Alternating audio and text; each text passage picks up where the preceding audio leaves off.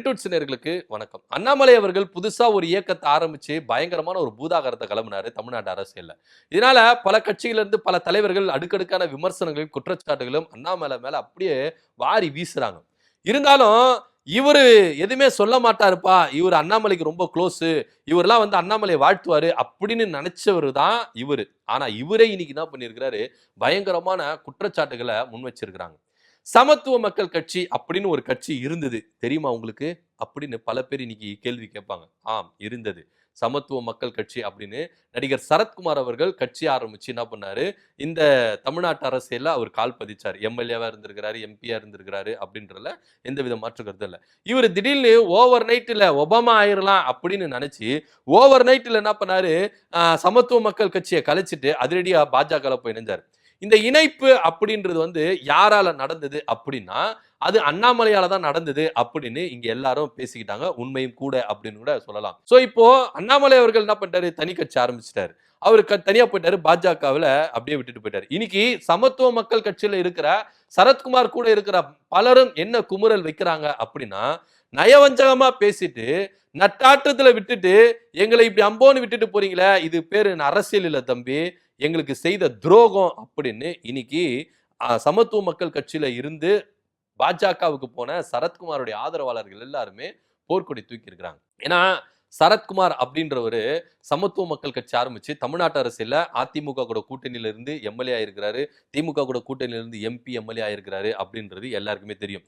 So அவங்க என்ன சொல்றாங்க அப்படின்னா, ஓவர் நைட்ல எங்க தலைவர் கிட்ட அப்படி பேசி இப்படி பேசி நயவஞ்சகமா பேசி இப்படி ஆயிரலாம், டெல்லியில நம்ம தான் அடுத்து, நம்ம இப்படி தமிழ்நாட்டில் இப்படிதான் மந்திரி பதவி தரோம், அது தரோம் இது தரோம் அப்படி இப்படின்னு பேசி எங்க தலைவரை ஒரு குழப்பத்துக்குள்ள கொண்டு வந்துட்டு கட்சியை கலைச்சிட்டு பாஜக கூட இணைய வச்சீங்களே, இது உங்களுக்கே நல்லா இருக்குதா? இன்னைக்கு நீங்க என்ன பண்றீங்க, பாஜக இருந்து விலகி போயிட்டு தனியா ஒரு இயக்கத்தை ஆரம்பிச்சிட்டீங்க. ஆனா உங்களை நம்பி பின்னாடி வந்த எங்க தலைவருக்கு என்ன கதி, எங்க தலைவரை நம்பி பின்னாடி வந்தா எங்களுக்கு என்ன கதி? பதவியும் கொடுக்கல, எந்த ஒரு எம்எல்ஏ சீட்டும் வாங்கி தரல, எதுவுமே வாங்கி தராம இன்னைக்கு எங்களை நயவஞ்சகமா பேசி எங்களை ஏமாத்தி நட்டாட்டுல வித்துட்டு இன்னும் என்ன பண்றீங்க, இன்னைக்கு போயிருக்கீங்க. இது பேரு நல்ல அரசியலே கிடையாது, எங்களுக்கு செய்த துரோகம் அப்படின்னு இன்னைக்கு வலுவான ஒரு கண்டனம். சரத்குமார் அவர்களும் இன்னைக்கு அமைதியை காக்குறாரு. ஏன் அமைதி காக்குறாரு? ஏன்னா இதுக்கு முன்னாடியே அவரு திமுக பக்கம் போறதா ஒரு தகவல் இருந்தது. ஏன்னா பாஜகவுல தேர்தலுக்கு பிறகு ஒரு நல்ல ஸ்ட்ரென்த் கடல அப்படின்றது ரொம்ப வெட்ட வெளிச்சமா தெரியுது. சோ இப்போ பாஜக மாநில தலைவர் மாற்றப்படுவாங்க அப்படின்னு ஒரு பேச்சுவார்த்தை நடந்துட்டு இருக்கும்போது சரத்குமார் பேரும் இங்க அடி வாங்குறத நம்ம இங்க பாக்குறோம். ஏன்னா ஏற்கனவே சரத்குமார் அவர்கள் தன்னுடைய கட்சியை கலைச்சிட்டு பாஜகவிலேயே வரும்பொழுது அண்ணாமலை அவர்கள் மாற்றப்படும் போது தான் வரலாம் அப்படின்னு சொல்லிட்டு தான் டெல்லியில முகாமிட்டு இருந்தாரு. ஆனா நயினார் நாகேந்திரன் உள்ள கொண்டு வந்தாங்க. ஆனா இன்னைக்கு சரத்குமார் பேச்சும் இங்க அடிப்படுது அப்படின்றது தான் ஒரு விசித்திரமான ஒரு பேச்சா இருக்கு. ஏன்னா சரத்குமார் அவர்கள் ஒதுங்கியே இருந்துட்டாரு. நான் வரவே இல்லைங்க, நான் பாஜகவில் ஒதுங்கியே நின்னுக்கிறேன் அப்படின்னு சொல்லிட்டு தான் ஒதுங்கியே நின்னாரு. ஏன்னா திடீர்னு தன்னுடைய ஆதரவாளர்களை கூப்பிட்டு தீவிர டிஸ்கஷன்லாம் ஈடுபட்டு பாஜகவிலே இருக்கலாமா, இல்ல திமுக பக்கம் போலாமா, இல்ல அதிமுக பக்கம் போலாமா அப்படின்னு எல்லார்கிட்டையும் கருத்து கேட்டிருந்தாரு. இந்த கருத்து கேட்பு கூட்டத்தை முடிஞ்ச உடனே திடீர்னு போய் என்ன பண்ணாரு, பாஜக போய் சந்திச்சாரு. சரி ஒதுங்கியே இருக்கலாம் அப்படின்னு சொல்லிட்டு ஒரு முடிவுக்கு வந்தாரு. சோ இப்படி இருக்கும்போது தான் அண்ணாமலை அவர்கள் இன்னைக்கு தனி கட்சி ஆரம்பிச்சுட்டு யாரை நம்பி வந்தாங்களோ அவங்களை அப்படியே விட்டுட்டு என்ன பண்ணிட்டாரு, வெளியே போயிட்டாரு அண்ணாமலை அவர்கள். இன்னைக்கு சரத்குமார் அவர்கள்லாம் குமுறுன்னு கும்பீர்னு இருக்கிறாங்க. எல்லாத்துக்கும் அண்ணாமலை தான் காரணம். ஒழுங்கா இந்த மனுஷன் என்ன பண்ணிருக்கலாம், சமத்துவ மக்கள் கட்சி அப்படின்ற ஒரு கட்சியை வச்சு எங்களை அடுத்த கட்ட லெவலுக்கு எடுத்துட்டு போயிருக்கலாம் அப்படின்னா. இன்னும் சொல்ல போனா 2026 வரைக்கும் சரத்குமார் அண்ணன் பல்ல கடிச்சுக்கிட்டு இந்த கட்சியை கொண்டு வந்திருக்கலாம். அப்படி கொண்டு வந்திருந்தாருன்னா விஜய் அவர்கள் இன்னைக்கு குறுகிய காலத்திலே கட்சி ஆரம்பிச்சு என்ன பண்ணிருக்காரு, முதலமைச்சரா இருக்கிறாரு. இவர் கூட்டணியில இருந்திருந்தா இன்னைக்கு நாங்கெல்லாம் மந்திரியா இருப்போம், எம்எல்ஏக்களா இருப்போம். எப்படி ஒரு ஸ்ட்ரென்த் இருக்க பாருங்க. எங்க அண்ணன் சரத்குமாரோட எக்ஸ்பீரியன்ஸ், விஜயோடைய வேகம், இதெல்லாம் கால்குலேஷன் பண்ணி பாருங்க. அடிச்சு தூள் கலப்பிருக்கோங்க தமிழ்நாட்டுல. ஆனா அண்ணாமலையை நம்பி இன்னைக்கு நட்டாத்துல நாங்க நிக்கிறோம். எங்க தலைவருக்கும் முக்கியமான பொறுப்பு இல்லை, எங்க தலைவரை நம்பி கூட வந்து எங்களுக்கும் முக்கியமான பொறுப்பு இல்லை அப்படின்னு இன்னைக்கு குமுறி இருக்கிறாங்க. ஆனா இன்னைக்கு நிலைமையே வேற மாதிரி ஆயிருக்குது அப்படின்னு தான் சொல்லணும்.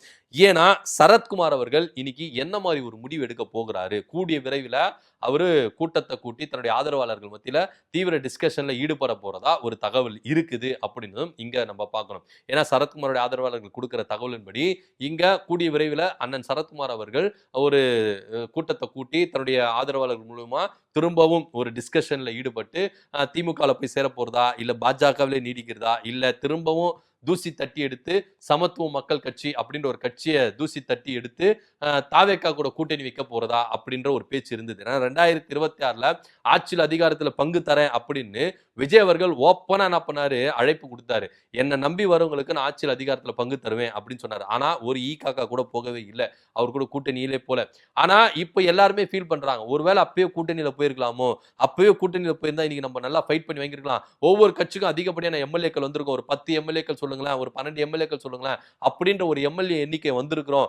அதனால நம்ம என்ன பண்ணல, அங்க போகல அப்படின்னு சொல்லிட்டு இப்போ எல்லாருமே என்ன பண்றாங்க, பேசிட்டு இருக்காங்க. சோ அந்த விதத்துல தான் சரத்குமார் அவர்களுடைய ஆதரவாளர்கள் நீங்க குமுறத பாக்குறோம். சோ அப்பவே சரத்குமார் அண்ணன் பாஜக இருந்து விலகி அந்த கட்சியை திரும்ப ரினியூவல் பண்ணி உள்ள போயிருந்தா இன்னைக்கு நம்ம எம்எல்ஏ ஆயிருப்போம்பா. கட்சி அடுத்த கட்ட லெவலுக்கு போயிருக்கோம். அக்கா ராதிகா அக்கா ஒரு மினிஸ்டர் ஆயிருப்பாங்க. சரத்குமார் அண்ணன் மினிஸ்டர் ஆயிருப்பாரு.